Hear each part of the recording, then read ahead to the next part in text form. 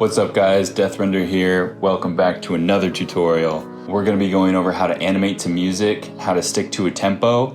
It's really easy, so let's get into it. So all you gotta do is come down here to your video sequencer, go to Add, Sound, and then navigate to where you have your audio file and just hit Add. And if it doesn't load in right where your playhead is, if it's at the beginning or wherever, just hit Shift S and that'll snap it to your playhead. And if you're not seeing this audio file here, that's because in the overlays section here, you have to turn it on. By default, I think it's off.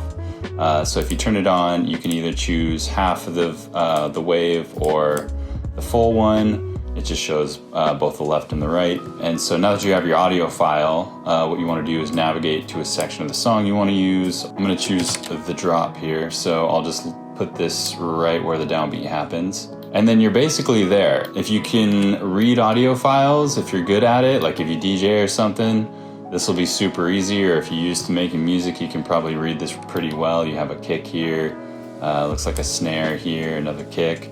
But if you're not, you can just play through it and it'll play out of your speakers normally.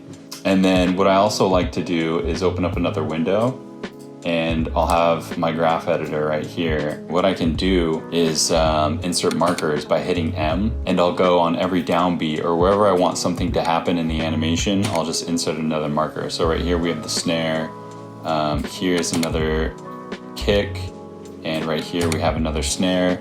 So that way I know whatever is supposed to be happening in the animation, these are the frames I need it to happen on.